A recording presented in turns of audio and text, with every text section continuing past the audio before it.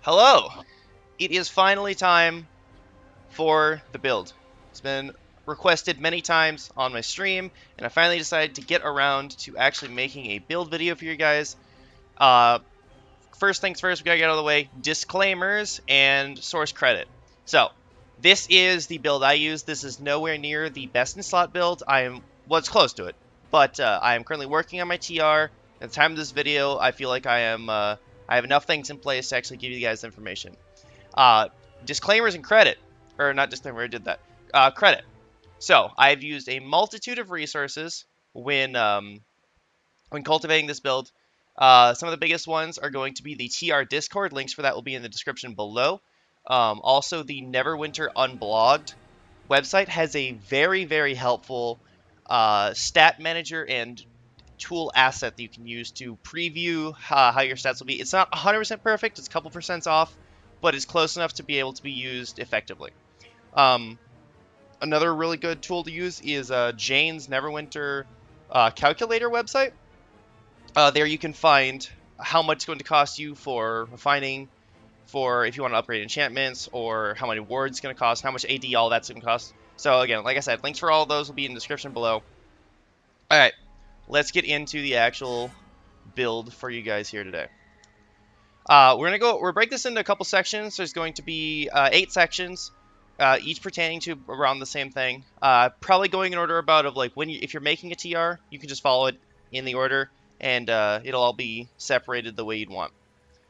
And we'll put timestamps for all those in the description as well, and you can just click on those if you're just looking for a specific thing like feats or boons or whatever. And then we'll get into the breakdown. This is going to be without... Actually, fuck it. We'll use potions here, and we got a crit boon, nice. So this is with our companion attacking, bondings, proccing, of course, everything. This is just... There's no buffs, no one around me. It's literally just my stats. So we have 100% defenses ignored, which is overcapped for what I actually run. You only need this in actually doing Castle Ravenloft at the making of this video. Crit chance, we're looking at 94.4. That is without Baphomet's Might proccing. And then, of course, you have all the other recharge speed, action point gain, and whatnot. Alright, let's get into the actual build of the video here. So, for race, what I play as a half-orc, and that allows me to get extra 2 points in strength and dexterity. For ability scores, I started off with 16 strength, 16 dexterity, and 12 charisma. That is the optimal roll because you are able to optimize charisma and strength respectively. You don't really need dexterity at endgame. And then as you see here, I put all of my points, this is for endgame by the way, I put all my points into strength and all of them into charisma. If you're starting out, you can start in dexterity and then you can retrain this to go into charisma because dexterity will give you your crit chance as you're gearing up. And then once you get enough crit to not need these points, you can put them into charisma to give you more combat advantage damage and companion stat bonus, which then transfers to bondings proc and giving you more stats. Alright. And then obviously Paragon, we're playing Master Infiltrator. Whisper Knife, just like until it gets a rework, it's just going to be trash. Alright, and so the second section here is going to be for feats. First we'll do heroic feats and then the Paragon feats. So heroic feats, and like I said, this is for endgame. If you're a human, there is a slight difference, and I will get to that in a moment. But for heroic feats, you're going to want 5 out of 5 in action advantage, and this gives you the most amount of bang for your buck. You recharge action points faster when dealing combat advantage damage. You cannot supplement that with anything else. I go 1 out of 3 in weapon mastery because inversely, you can supplement crit strike with other stats. You don't need to worry about that in feats. And then toughness, you want 3 out of 3. This gives you 9% more max HP, which is just, that's a scaling thing. This allows you to get more HP from more damage from Aura of Courage, which at the making of this video is between 20 and 40% of a TR's damage at an endgame dungeon. 3 out of 3 in Cunning Amateur. This is a must. This can actually be stacked multiple times. So you can have 2 stacks of this at once for, it says 6%. I'm not 100% sure if that's actually because, you know, tooltips in this game are never accurate. 3 out of 3 in Endless Assault encounters are a lot of your damage. They are a lot of your damage, and doing 6% more with those encounters is very good. I take 2 out of 3 in Scoundrel Training because I am a half-orc. If you're human, you take 3 out of 3, and then you put the other point into Weapon Mastery, but this would be the only one that really matter. 6% more damage to foes not targeting you. You don't really... This is just for at-will damage. If it was for all damage, then this would be a 3 out of 3, but it's not. And then you want 3 out of 3 in Disciple of Strength. This is one of the best ones you can get. 6% more damage from the bonus that Strength gives you. Those are your heroic feats. 5, 1, 3. Bottom one's 3. Top one's 3. 2, 3. If you're human, this would be 3. This would be 2. There you go. Paragon feats. This is, at the making of this video, this is currently the best setup to run for a Executioner, Master Infiltrator, Trickster Rogue. 5 out of 5 in Arterial Cut, so that when you actually Lashing Blade from Stealth, it hits for 15% more. 5 out of 5 in Vicious Pursuit. This is just kind of one of those things where it's just always active after the first hit. 5% more damage for 6 seconds. It's just really nice. Dying Breath. There's some ups and downs to this one, but in my opinion, this tends to be just way better. It helps your ad phase a lot. You get 25% more run speed and crit severity when you kill foes and they die near you. Sometimes this procs on bosses, sometimes it doesn't. It depends on if the boss summons mobs and if those mobs actually count. Most of the time, this is just kind of like quality of life thing. 5 out of 5 in Death Knell. 25% more damage when foes are below 30% HP. This...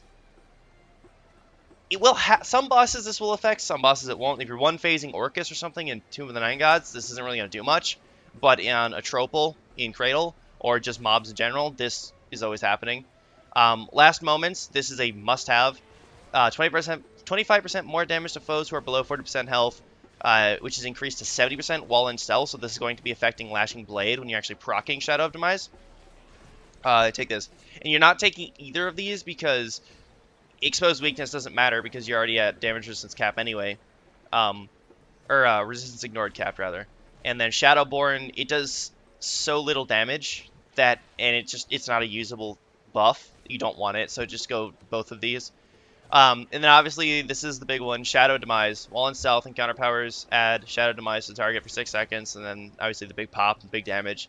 This tooltip is actually incorrect. This actually doesn't do piercing damage anymore as of mod 14. It does post-mitigation damage. And it also does, like I said, 75%. Wait, they updated that, but not the piercing damage. Huh, that's interesting. But yeah, this is where those big-ass chunks come from. When the TR hits and then the boss just get that big white bar pop. This is the bread and butter. You want to go for Scoundrel points, or Scoundrel feats in the when you're doing your other ones. And I'll show you one in a second. Bloody Brawler is what I'd recommend. 25% more lifesteal. It doesn't, like, both of these do nothing. They do next to nothing. Deflection chance isn't going to do anything. You can give ITC for that. It's just, I don't know, the least useless one. And then this is the important one. Impossible to catch, increase your power rating by 10%. That is 10% of your total power, not your base power. So when you whirlwind a blade something, a big group of mobs, and then you use Impossible to catch, your power goes through the roof. Like, I've had times in Cradle where I'm at 600k power because of this. And this is when you want Back Alley Tactics. When your action point is empty, you deal 25% more damage. Bonus diminishes as you gain action points. So you use a daily, and then you go into stealth, and then you use Lashing Blade, and then you're getting the most out of this. And as your action point goes up, the bonus goes down, and that's why you don't ever want to sit on a daily in combat. Super important. Alright, those are the feats. So, section number 3, weapons, armor, artifacts, and kits. So, we are currently still working on this, but we're basically at the mercy of RNG and when Cryptic actually wants to make things work correctly. But what we currently are using is the Bandit Lord's Assault Hat. This is the hat from the Seals of the Crown shop in Barovia. This is a Module 14 helmet. The reason that we're taking this over the Rex Corona or Guys of the Wolf Clan is straight up, it just gives you the most stats, and these are all stats that you need. 1100 power, 1700 armor pen, and an additional 1500 crit when you're above 50% HP, which you always are, right? So that's just that. It also gives you 19.5k max HP, which feeds into Aura of Courage damage. and a little bit of defense, but that's whatever. I've reinforced this with I've actually reinforced all of my gear with a 200 plus 200 crit strike. Chest piece. This is the module 13 chest piece from the Omu hunt, the Polaris hunt. This is the Furcuon of the bear. Makes your melee powers do 3% more damage. Pretty self-explanatory. We'll get to enchantments in a bit. Obviously reinforced with crit strike kit, a lot of HP, some armor class, a good amount of power, good amount of crit, some defense. Pretty self-explanatory. Jaw Ripper's gloves. This is where you have a slight option. I'll explain that in a moment. But encounter powers doing 3% more damage sounds good to me. I'll take that. Reinforced with 200 crit strike. A good amount of power, an okay amount of crit, and some HP. The other option that you can use if you really, really, really want to min-max is you technically can use the, what are they? The death dealers, I believe? Let's check real quick so I don't give you wrong information. Where is this? Oh, not strongholds. Whoopsie. Hunts of Omu.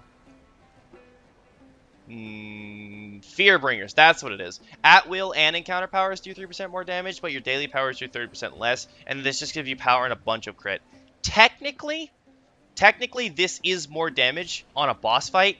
I am too lazy to swap out between bosses, and the majority of the stuff that I'm actually running is Cradle, and you wouldn't have the option to swap these out quickly. So I just stick with Jaw Rippers. And I also really like daily damage from Whirlwind of Blades. It's a good amount of damage. So that's why we take these. Weapons, Exalted Primal set. This is still better than the Sun weapons, but only if you're not at night and in Bon Jovia. But I don't really do anything in Bon Jovia, so I'm going to stick with Exalted Primal. Artifact powers that we're using is Sly Flourish damage. We're not using Duelist Flurry because in a optimal group, Sly Flourish just does way more, so going with that. And then the set bonus, if you are hit or healed for more than 10% of your max HP in a single blow, your damage and outgoing healing will be increased by 10%. This is constantly proccing because you don't actually have to restore health to proc this. This will solo proc when you're out just doing whatever and you get hit by something and it chunks you a little bit. You proc this and then you blow them up. Scourge Warlocks with the Temptation feat path will be constantly proccing this. Divine Glow will proc this. Paladins with Vow of Enmity on Devotion or any of their just Divine Call procs, this will proc this. Is constantly up, always giving you more damage. Doesn't have an internal cooldown. Very, very good set. We're using the Enduring Boots. This is from... Oh, by the way, these weapons, they are from the Seals of the Brave vendor, so they're very easy to obtain. Exalting them, you need to do Cradle of the Death God to get ampules, and then you take them to a vendor in port, and they'll exalt them for you. For boots, we are using Enduring Boots. When your stamina is full, your damage is increased by 3%. That is a separate buff, so it's 3% more damage. The only thing I dislike about these is if you dodge roll to try and reposition, you lose that damage bonus until your stamina is fully regenerated again. It's just something to keep in mind, and I do something to actually combat that, and we'll get to that when we get to Boons. The stats are not the best. There is a pair of boots with much better stats, but those don't really work correctly. Again, reinforced with 200% crit strike. The other boots that we would use... Oh, I don't actually have them in my inventory. The other boots that we would use, if they actually worked the way that we wanted them to, would be the Heels of Fury. The issue with the Heels of Fury is your melee powers do 3% more damage. These have very good stats. 1600 crit, 1000 armor pen. These are very good stats. Unfortunately, because it says your melee powers do 3% more damage, the Furcuono, your melee powers do 3% more damage. These are the same buffs, and therefore do not stack completely together for whatever reason, even though they're on separate pieces of gear. If they ever change that, or fix it, or whatever it's doing to actually work correctly, and you could both get 3% on both pieces, I would be using those, but we have yet to see that. So, yeah. For artifact set, we're using Baphomet's set. It's still just the best option. So Baphomet's Infernal Talisman, Demogorgon's Girdle of Might, and then the Shard of Orcus Wand. Both of these are reinforced with action point gain kits. That's just the best option to have here. It doesn't really do much, but it does do something. For rings, we're using the Ring of the Shadowstalker +4, and this is where I was talking about the RNG. I'm waiting to get a Ring of the Shadow Stalker +5. I've been doing Fan of the Night Serpent for months. It has yet to drop. I have gotten nothing but actual garbage. I'm sad about it. The second best option to use in this slot is the Ring of Offensive Action. When you use a daily, your damage is increased by 3% for 5 seconds. This is actually arguably better than having 2 Shadow Stalkers, as long as you're able to spam your dailies. I would much rather have the consistent effect of another Shadow Stalker, so when I get that, I will be replacing it. Not to mention, the stats on it are very good to have. Needless to say, though, this ring is very, very good. When you're in Cradle and you Courage Breaker the boss or something, and then you Stealth and Lashing Blade, this is kicking in with Back Alley Tactics. This is kicking in, and they work together, and it's very effective, very good ring. You can get this from Makos by turning in, what is it called, Lich Lore from the Thayans in the actual Lost City of Omo. And then you can just turn in the favors to get these. That is the same for these boosts as well. I also didn't talk about these. Jawropper's Gloves, they drop from the Tyrant Hunt in Omu. So you can either buy a lure off somebody or you can grind for it. Not the easiest to get a hold of, but still very good. Or obviously just the best. Chest piece, or a shirt rather, we're using Upper Primal Paints. This is from the campaign store from Lost City of Omo. You buy this with Omo and Treasures, I believe they're called. Once you have unlocked a certain portion of the Omu campaign itself. Daily powers do 3% more damage. This is a ton of damage on mobs. This makes your Whirlwind of Blades do a lot of damage, and it is very nice. 391 crit strike, 500 defense, solid stats all around. Lower pants, we're using the Lower Primal Paints. This is honestly, technically, it's almost better to use the Vistani pants, just because it gives you slightly more armor pen, although you do lose out on some HP, if I remember correctly. My armor pen is fine, and I think you get a little bit more HP, so... Plus, you know, item level, you gotta be elitist, right? So 500 item level, Lower Primal Paints, same thing as shirt, from the Omo campaign store, buy it with Omo and Treasures, there you go. Artifacts, this swaps out, but on mobs, I use Heart of the Black Dragon. Reason for that, 1000 recovery, 1000 armor pen, 600 action point gain. Very good stats for an artifact.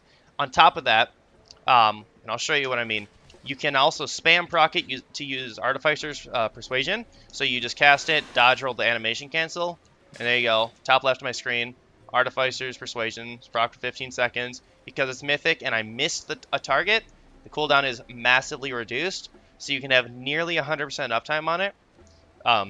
The way I do this seamlessly is I jump and cast it and then animation cancel with dodge roll, so I just go like this, and I lose next to no time when I'm casting it. I actually canceled it too quickly. There you go. And then it resets to 15 seconds. That is why I use that on mob phases. People always ask me, why does your character randomly throw up? That is why. Constantly procs out of persuasion. You can also use this to manually apply a pretty significant debuff to targets. For 6 seconds, the targets take 15% additional damage. This is essentially a Lantern Revelation. It's, it's in a cone instead of an AoE. Also, the AP that you're going to get from all your power is equivalent, if not greater than, the Sigil of the Devoted. So, in my opinion, this is just superior. Obviously, we talked about Shard of Orcus one. You need it for the Baphomet set. We're using Lantern Revelation for combat advantage, crit, and armor pen. I prefer this over the Fragmented Key of Stars, just because I would rather have the combat advantage bonus. We're using Thane Book of the Dead. This is for the crit, and the armor pen, and the action point gain.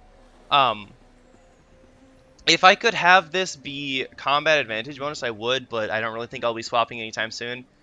But this is obviously just a very good artifact. Gives you crit, gives you armor pen, gives you action point gain. Worth getting to Mythic. The other option on bosses, I will actually swap out for Soulsight Crystal, because 50% additional damage is insane, especially if you can get the Paladin or Guardian Fighter or somebody in your party to pop a Wheel of Elements on you and you get the fire buff.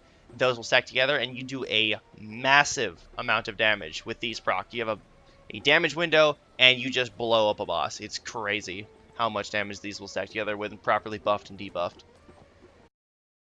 Alright. Next section is going to be mounts, bonuses, and insignias. This is a section that I'm currently working on, but I am very near completing it. For my mounts that I'm currently using and the insignia bonuses, I am using Cavalry's Warning, Shepherd's Devotion, Gladiator's Guile, Artificer's Persuasion, and Protector's Camaraderie. Doesn't matter what mounts you use, as long as you have these bonuses, you'll do the same thing. For Insignias, what I am using, I'm using all Armor Pen and Crit Insignias except for these 4. And the reason for that is these would be Crit, both of these would be, and these would be Armor Pen.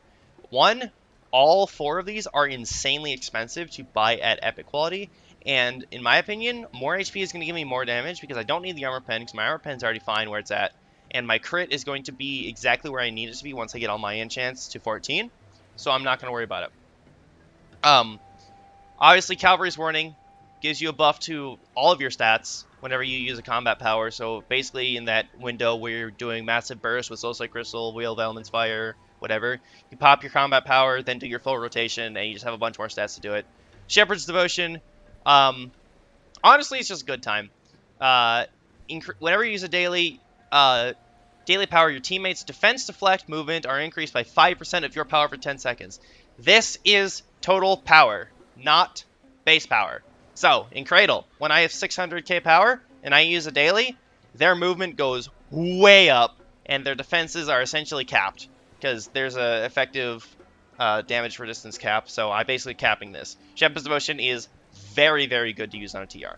Gladiator's Guile is honestly, for me, just a quality of life thing. I like moving quickly, and the stamina regeneration obviously feeds into the enduring boots, so I use that for this. And obviously, if you have a ton of power, you gain 50% of that as stamina gain, so your stamina is almost always full. It's super nice. Artificer's Persuasion, pretty much a no-brainer. Whenever you use an artifact power, your recovery, movement, action point gain, and stamina gain are increased by 10% of your power for 15 seconds. This is total power, not base power. So, when you have that 600k power, and you use an artifact, your recovery goes real high, and your AP gain is insane. I've had times in Cradle with a good group where I had 85,000 recovery. So, the hell is that? The fuck? What am I hearing right now? Well, that was interesting. Interesting. Alright, well. And then obviously Protector's Camaraderie. When your companion attacks, you gain power and defense. This is of your base power. It's kind of just like... it's just a little bit of additional power. It's not much, but it does make a difference. And then for the active stuff, I'm using Tensor's Transformation. Transform into Virtual Fighting Machine. For 12 seconds, you gain 10% power, move 10% faster, gain +2 to all of your... what are they called? Ability scores. That is probably... I would say probably the power, and then the +2 is the best thing about it. Plus, you know, you get huge, so that's cool too, right? This actually gives you a lot of damage. +2 to your strength and constitution, because this gives you a bunch of HP. This gives you a bunch of damage, which feeds into Disciple of Strength. So that is why we use Tensor's Transformation. Swarm is still technically better. It's an instant cast, so that feels nicer to use as well. But I'm not going to spend a bunch of AD on Swarm because this is always changing. Currently, I am using Ruthless Efficiency as my equip power. I am working on getting a Legacy Flail Snail so I can have the quick action bonus for 25% of my action points after using a daily. But that's very expensive, and we're still saving up for that. Obviously, 140% move speed from the mount. And yeah, there you go. So best in slot is the Swarm and the quick action 25% daily after using a daily. There you go. Okay. Companions and companion gear. So, for companions, as summoned, we are using the Chultan Tiger. And then for active, we're using Earth Archon, Air Archon, the Razorwood, which is a Module 14 companion, and the Siege Master. If everybody in your group is using this companion at the same time, you want to swap to the Tamed Velociraptor, because that is technically more damage than the Siege Master, but if not everybody's using it, just stick with Siege Master. But that takes coordination. Normally I run with randoms. I don't run with friends who are on comms, so I just stick with Siege Master because it's just the best option for what I end up doing. Jolton Tiger, because it is best to summoned because you get a actual buff, a 5% damage increase at the start of combat, which is very, very nice at the initial start of a boss fight where you're like front-loading all of your damage. Obviously, rank 14 bondings. Grave Striker +4. This currently does power share to you. I do believe that at some point this will be changed and it won't actually power share because next to, like, this is literally the only companion ring that will proc on companions, and that is obviously out of the norm. When they do inevitably change that, I'll be swapping to the Bronzewood Raid rings, and that'll just give me more power, more crit. When I'll be getting less power because it won't be shared from a companion, but it's whatever anyway. I'm using the Fierce Necklace of the companion, power crit, nothing wrong with that. This is +4. I would prefer a +5, but I'm not going to grind for that. Ring of the Grave Striker, +4. We're just waiting on RNG to give me a +5, and we'll swap to that. And then, obviously, we're using all these Archons and stuff because 6% more damage when at full HP, increased by 0.5 for each active Archon. Damage against targets by not at full health. Increase your damage against targets not at full health by 5%. Each additional Archon is 0.5. So each one of these are getting buffed by... I think they buff each other. So I think they're only getting 0.5. So they're not sharing their own buff. So it's essentially 5.5 and 6.5. This is crit severity, 2.5% crit severity and 25% combat advantage. Both of those will feed into each other for the actual damage formula, which will increase your damage. That's why Razorwood is the best in slot as an active companion. And obviously, flat 4% increased damage from Siege Master is why we're using this. Alright. Companion enchantments, we are using 5 Black Ices and 1 Demonic. I'm working on getting these to 14. I will have them at 14 by the end of this month, as of the posting of this video, so that will be done there. The reason for that is it's giving me a lot of crit and a lot of recovery and obviously a lot of power, and it shares over. Because it's a Striker Companion, Striker Companions give, where is this? Where does it actually say it? Master Striker. Companion is a true adventurer. While summoned, your companion's power crit and armor pen are increased by an additional 10%.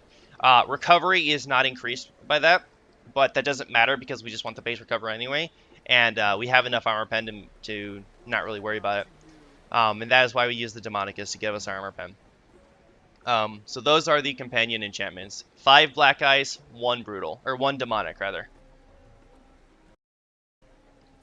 Alright. For enchants, on my character, in offense slots, I am using all Black Ice.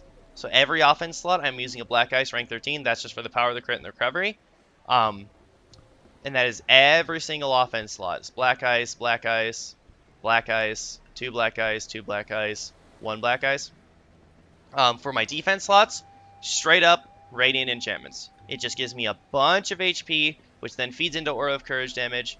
And that is why we're not using Assassin's Covenant. I don't really think it's worth it.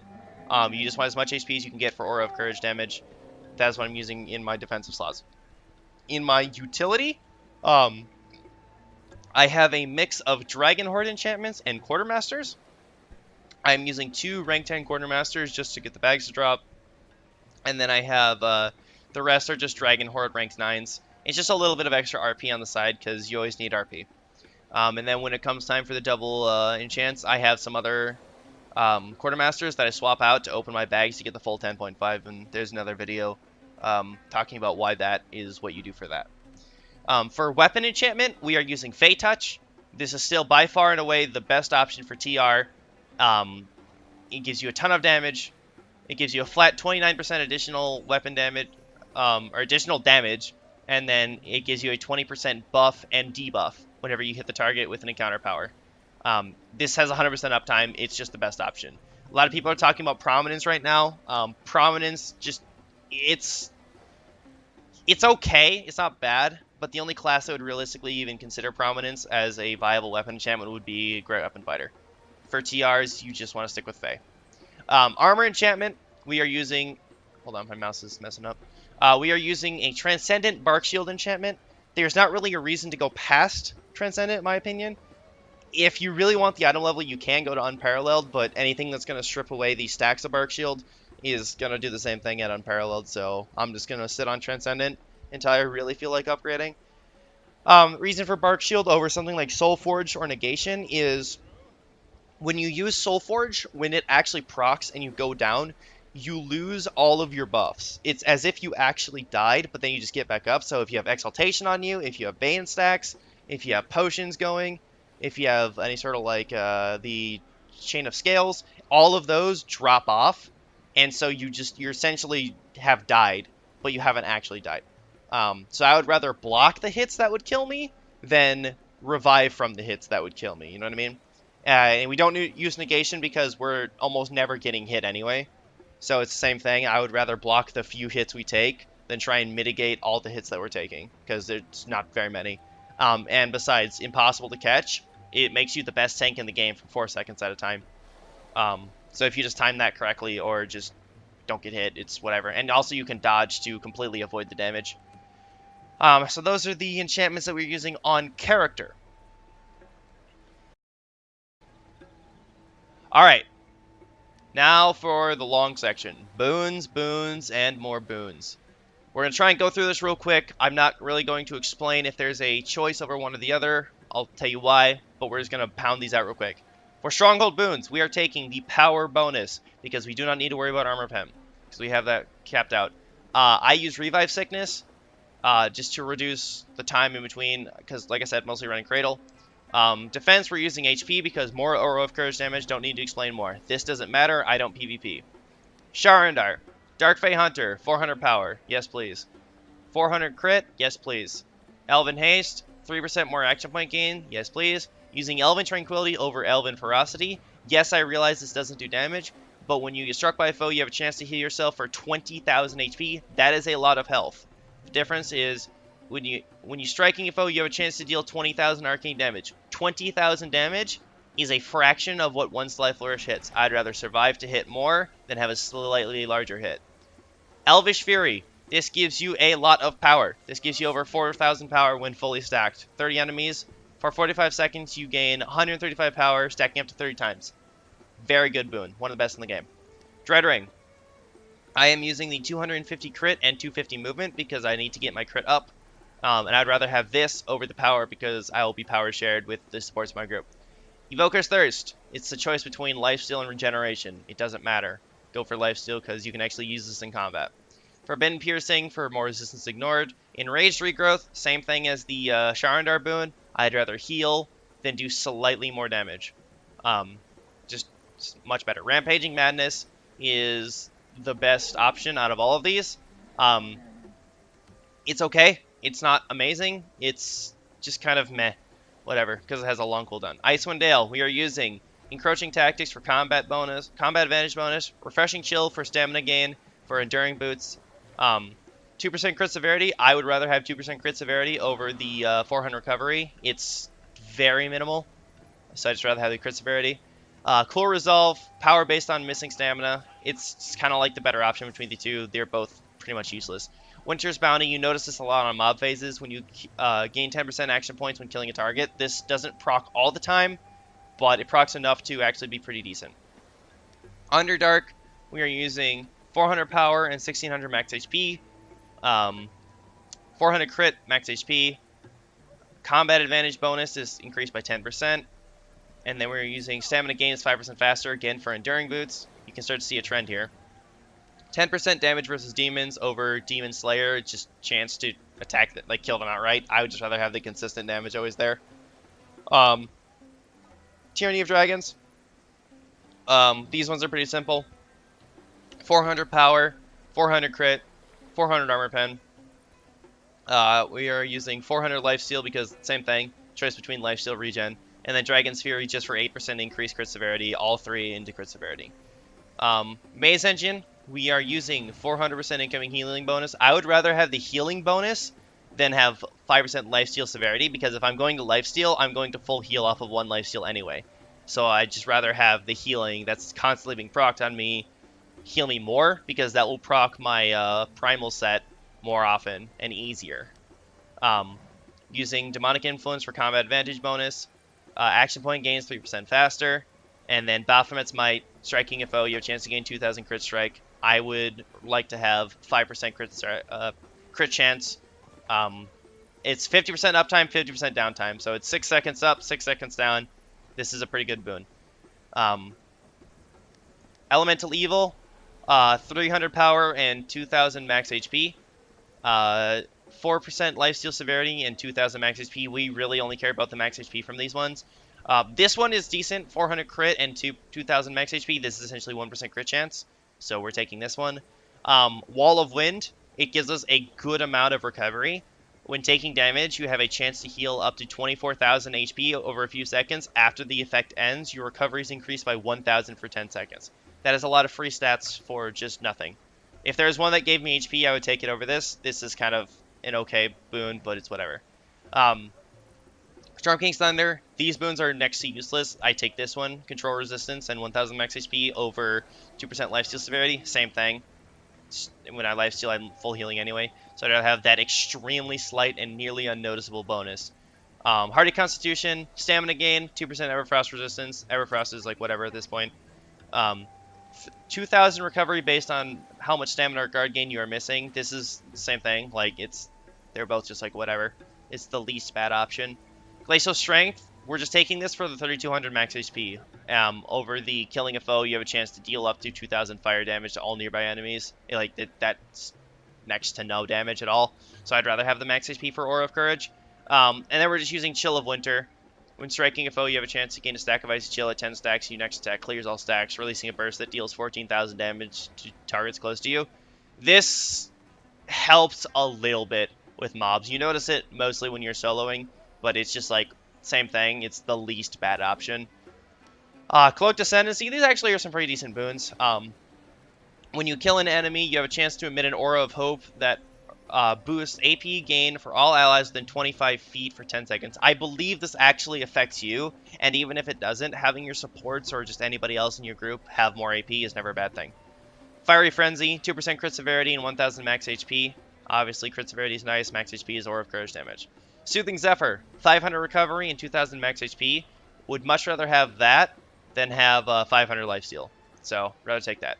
This one is actually one of those boons where you don't really realize how good it is until you use it, or you go without it. When you land a critical strike, your stamina regenerates 10% faster for 10 seconds. This is the boon that I was talking about for the enduring boots. Gladiator's Guile only quickly regenerates your stamina up to 75% of your stamina. If you're over that, it's not doing anything. Vision of Beyond will have your stamina regenerating very quickly. So this is super, super nice to have. I like this out of all of these other boons the most. Jungle of Cholt. This one is a little interesting, and I'm going to explain this as best I can. So, Tyrant's Terror, because obviously you have 6 points to spend in the bottom tree and then 2 up here because you have the Soshin Star boons and then the Omu boons. So for Soshin Star, I went 3 out of 3 in Tyrant's Terror for 1,000 more HP and 1,600 max HP. And then this is where the interesting part is. So I went with 1, 1, and 1, and the reason for that, if you look, obviously HP is a very big part of TR's damage because it feeds into Aura of Courage damage. Shamanic Grace gives you the most tier 1 HP from any of these boons. We don't care about the regeneration, but what we do care about is the HP. This gives you 1,200 HP at rank 1. All these other ones give you 800. So, 1 out of this one, 1,200 HP, and then 800 HP from this one, and a little bit of defense, and 800 HP and a little bit of defense. Look at this. If you go tier 2 in this, you gain an extra 400 HP per rank. If you take tier 1 out of these two, you get 800 HP from just tier 1. So you're doubling what you would gain, and all we care about is the HP from these. So 1,200, 800, 800, and that is the best option, is the point dip here. I use 1 point in Soul Siphon. Chance on hit to gain a Soul Siphon. On killing a creature, you release all stacks of Soul Siphon in a burst to nearby enemies. Each enemy receives 2,000 damage per stack, lasting 1 second per stack. of Soul Siphon, you restore 1% of your max health for every stack released. This is just one of those things, just a little bit of extra damage on mobs. And then Lingering Curse, chance on hit to apply Lingering Curse to your target, which lasts 10 seconds, can be applied once per 60 seconds. When you kill it, is a big 30,000 damage pop that it hits in an AoE. This actually does a good amount of damage.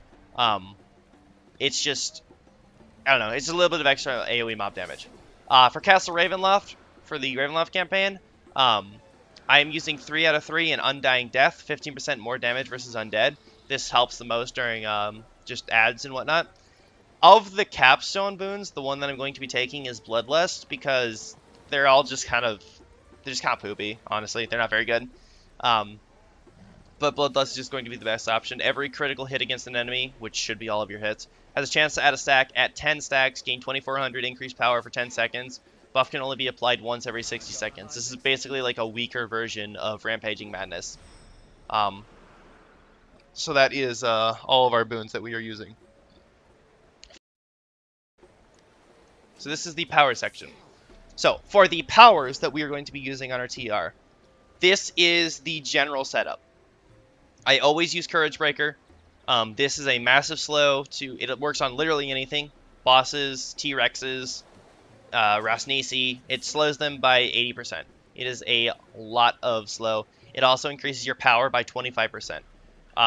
Animation is a little bit long, but I would just prefer this over Lurker's Assault due to power looping, and I'll explain that in a minute. Second daily, Whirlwind of Blades. This will never leave my bar. It is probably the best daily a TR has. 5 target cap, increase your power by 20% per target hit, so a total of 100% power increase. It is a very, very strong daily. Smoke Bomb should never ever leave your bar. It is by far the best power. As of the posting of this video, currently Smoke Bomb is multi-procking Aura of Courage from Paladins, so it's procking it like 4 times per tick of Smoke Bomb. That has to do with something that they changed in Mod 14, because they changed the way that it actually works in PvP, and it had an unintended effect in PvE. I don't know, man. It's what happens when Cryptic changes stuff. This will never leave my bar. It is just the best option. Tons of AP gain, tons of damage, and CC. Very good power. Another thing that will never leave my bar, impossible to catch. We already talked about this. One of the best powers TR has. And then we are using Dazing Strike on mobs. If I am fighting a boss, I swap out Lashing Blade. Those are the only changes that I do. Dazing Strike on mobs, Lashing Blade on boss. For at-wills, Sly Flourish is my main at-will. Occasionally, I will use Duelist Flurry. It's honestly, if I have my cooldowns aren't going to be up in the time that my full Duelist Flurry is going to go off, I'll use this. Otherwise, I am mainly using Sly Flourish, just as more damage per hit, more total DPS, and it applies a target debuff. So any damage affecting that target is increased because of the debuff. Passives, we are using Infiltrator's action. When you use daily, you gain combat advantage for 5 seconds. You can daily easily every 5 seconds. This is very good. This works with our offhand power. Infiltrator's action now increases your damage dealt by 5% for the duration of its effect. This is actually a 20-second buff at rank 4, so it's always up. So you could refresh it every 5 seconds, but it's actually every 20 seconds because of the max rank, obviously. Another one that should never leave your bar, Invisible Infiltrator. After using it daily, your stealth meter is refilled, and increases your damage dealt for 5 seconds afterwards. This is probably one of the best passives in the game, in my opinion.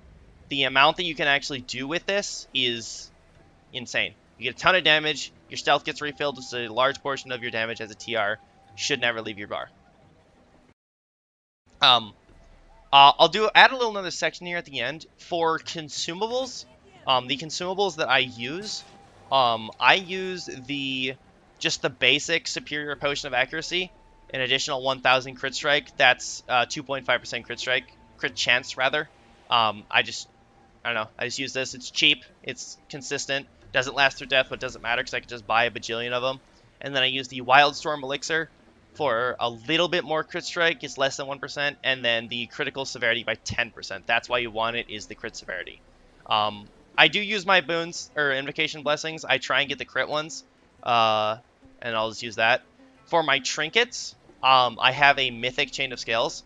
The bonuses to go for here are crit severity, 6%. That's the best option. Second best option would be the 2100 power. A lot of times you'll see me use my chain of scales, like right here. Use that. I got power this time, but if I didn't get power, I would use the Timora's Lucky Coin, like this, and it would overwrite the buff. See right there? Crit strike. So if I got regeneration or something, and then I used Timora's Lucky Coin, and I got crit strike, I would rather have that than the regeneration. So, that is my TR build. If you guys have any questions about it, feel free to leave them in the comment section. I stream pretty regularly on Twitch. Link for that will also be in the description. If you enjoyed the video, feel free to drop a like on it. If you'd like to see more content like this, or you have suggestions for other videos, please let me know in the comment section below. Yeah, thank you for watching, and I'll see you next time.